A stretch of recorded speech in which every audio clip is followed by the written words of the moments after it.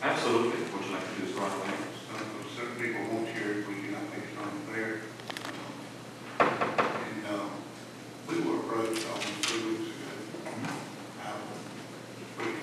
Out of industrial park, and we were tentatively asked to make a move to ask that they not extend the contract.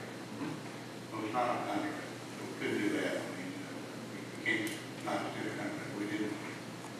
And then last week, the Tuesday, of their meeting, I received a call. I just want to all the public knowledge. I think it's fair to you. I don't think you got access to it, I think. And I received a call there on the way back from Atlanta. Yeah, and Rick. And they had gone up there to talk to Wiregrass before, because they put a letter requesting an extension. And what my understanding was that they were going to deny it. But then they asked Wiregrass to write another letter to remove the extension request. So these are things that are not, I think they should be public knowledge. I think it's only fair to you. And I believe your wife will remember, I think when we first moved in here. She did. Good. Yeah, I made a remark to her, and I told her she could tell you that I felt like it would be a victim of the economy. I believe I relate that you and I did to Mr. Portman also. And I think it will be a victim of the economy. And I agree with you on certain things. I don't believe the fuel source is there. And so I just wanted you, this is not the commission talking, this is actually talking. I may disagree with it there until they can say so. But I think the facts, like you say, should be public. They shouldn't, certain authorities shouldn't be hiding behind us or other commissions or anything else. And so there haven't been any plans filed. And as I understand, June the 1st, the drop dead date started. I don't see any way in the world to start building permit. You can't get a building permit in 3 days. That's just the thing I've been studying. And you don't see me agree with John Portman very often. But and he's my neighbor and my friend. He made a statement the other night. His mother said, when you're wrong, admit it. And I think that they would do well, this is my advice to them publicly, move on and find other avenues and other projects. So, And we have other options. And so I just want to share that with you. I mean, you're not always on the same type of thing to do. I think there's some knowledge that you should have because you work very hard. Some of your fellow people. And ultimately, and this is Michael Noll, number 2305 Lindner Drive. I currently have my wonderful wife, now having 2 children. Whatever happens in terms of what exactly the cause is for the biomass plant to disappear, I'll be embracing it. We will be embracing it. We'll be having a party. We'll invite you to it. That's the point. The important thing to us is that this plant, the idea of a biomass plant, should not only disappear because perhaps we coincidentally have economically challenging times, but also, this is the most important point we always made. We started making it about a year ago. We became more vigorously involved in this, perhaps only in late fall or in the fall of last year, is the fact that when you have an biomass incinerator in a community, of the proportion will add, unfortunately, air pollution to it. In the end, it doesn't matter to me personally why it is not going to be succeeding. Important thing is only that it will not succeed. And I do greatly appreciate the comments. And I know this is not always a hard, not always an easy road to travel for either of us. But there's one thing, one big concern I wanted to talk about today. I have actually a script prepared for that.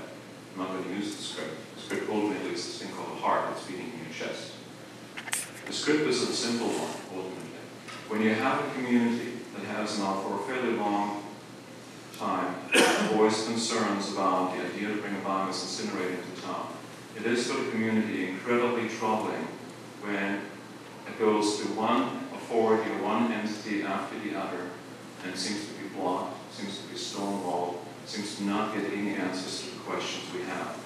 That is, I believe, ultimately not the kind of society or community that any of us envision. That would be sort of like more of an oligarchical society. That's not what democracy is about. And we all make mistakes while we're governing, as we're leaders of organizations, whether or not this is the Lowndes County Commission or Migrants Actors for Clean Energy, it doesn't really matter.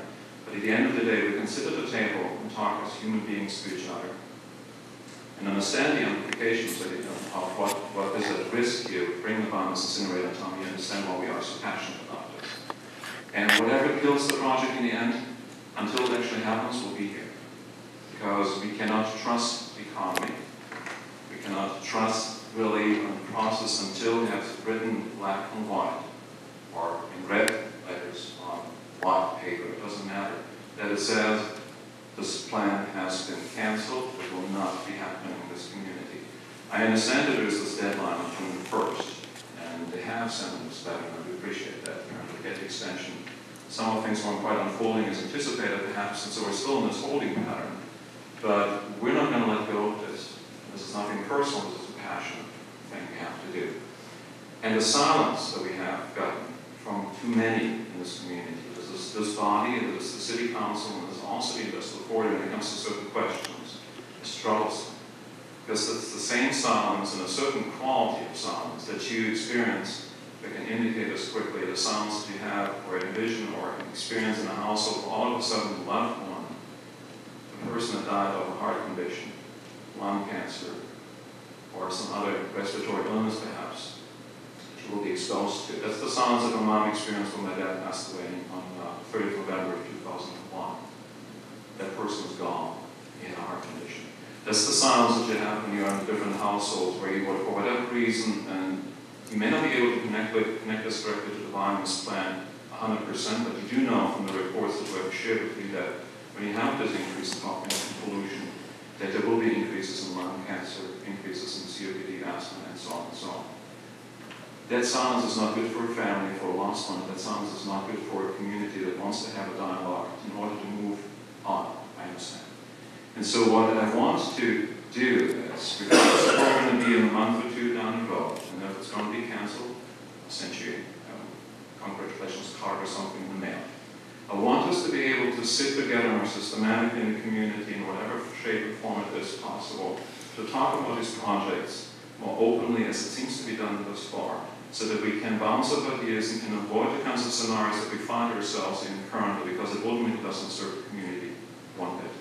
And there are many, many other issues that need to be discussed. It doesn't matter if this is the biomass plant, if this is unemployment, if this will be aspects of infrastructure, public transportation, you name it.